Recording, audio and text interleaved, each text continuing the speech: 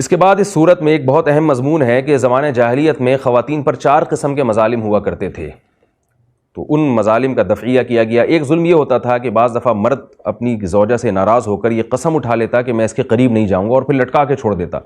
تو قرآن نے آیات نازل کی کہ اگر کسی شخص نے قسم اٹھا لی کہ میں بیوی کے قریب نہیں جاؤں گا تو وہ 4 مہینے انتظار کر سکتا ہے۔ للذین یؤلون من نسائہم تربص 4 اشہر فإن فاؤوا فإن اللہ غفور رحیم وإن عزموا الطلاق فإن اللہ سمیع علیم۔ 4 مہینے کے بعد خود بخود طلاق پڑ جائے گی، اور بعض ائمہ کے نزدیک عدالت سے طلاق لی جا سکتی ہے، لیکن بہرحال عورت کو یہ رائٹ دیا گیا کہ اگر اس کا مرد 4 مہینے اس کے قریب نہیں آتا، اس کے حقوق ادا نہیں کرتا اور قسم اٹھا کے اس سے دور رہتا ہے تو یہ عورت پہ ایک ظلم ہے، تو شریعت اس عورت کو اس مرد کی دسترس سے آزاد کر کے اجازت دیتی ہے کہ وہ عدت کے بعد کہیں اور نکاح کر سکے، تو اس کے بعد یہ اس ظلم کا ہمیشہ کے لیے دروازہ بند ہو گیا۔ اس کے بعد ایک اور ظلم ہوا کرتا تھا عرب معاشرے میں کہ مرد طلاق دیتے تھے، اور جب رجوع کرنے کا یعنی عدت گزرنے کا ٹائم آتا،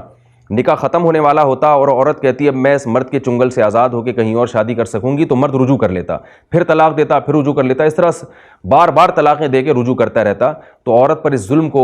ختم کرنے کے لیے اسلام نے طلاق کے اختیار مرد کے محدود کیے، اور آیتیں نازل ہوئیں الطلاق مرتان فامساک بمعروف او تسریح باحسان۔ فرمایا طلاق جس کے بعد رجوع کا حق ہے وہ 2 مرتبہ ہیں، اس کے بعد یا تو عمدہ طریقے سے رکھو یا رخصت کر دو۔ فإن طلقها فلا تحل له من بعد حتى تنكح زوجا غيره، اگر مرد نے تیسری طلاق دے دی تو پھر یہ عورت اس مرد کے لیے حلال نہیں ہے جب تک کہ یہ کہیں اور نکاح نہ کرے۔ اس میں حکمت کیا ہے کہ مرد بعض دفعہ 3 طلاقیں دینے کے بعد بھی عورت کو بہلا پھسلا کے اس سے نکاح کر کے پھر اس کے حقوق ادا نہیں کرتا، تو اللہ نے مرد کے اختیارات محدود کیے، فرمایا 3 طلاق کے بعد تم اس سے نکاح بھی نہیں کر سکتے، اور اب یہ کسی اور مرد کے نکاح میں جائے گی، پھر وہاں سے اتفاق سے طلاق ہو جائے یا اس مرد کی موت واقع ہو جائے تو جیسے یہ اور سینکڑوں مردوں سے نکاح کر سکتی ہے تو تم سے بھی کر سکتی ہے۔ تو اس کا بنیادی مقصد کیا تھا کہ مرد جو طلاق کے لفظ کو مذاق بنا رہا ہے اور بار بار طلاقیں دے رہا ہے، تو اس کو یہ کہہ دیا گیا کہ اس طلاق کے لفظ سے تم 3 دفعہ سے زیادہ نہیں کھیل سکتے، 3 مرتبہ کے بعد تمہارے اختیارات بالکل معطل ہو کے رہ گئے ہیں۔ تو اس طرح سے بھی عورت سے ظلم کا دفعیہ کیا گیا۔ ایک تیسرا ظلم اس معاشرے میں عورت پر یہ ہوا کرتا تھا،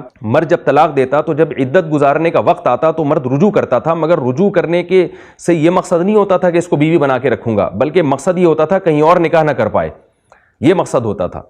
اور خود بھی حقوق ادا نہیں کرتا۔ تو اس کو بھی قرآن نے حرام قرار دیا اور فرمایا کہ وَإِذَا طَلَّقْتُمُ النِّسَاءَ فَبَلَغْنَ أَجَلَهُنَّ فَأَمْسِكُوهُنَّ بِمَعْرُوفٍ أَوْ سَرِّحُوهُنَّ بِمَعْرُوفٍ، جب تم عورتوں کو طلاق دو اور ان کی عدت پوری ہونے والی ہو تو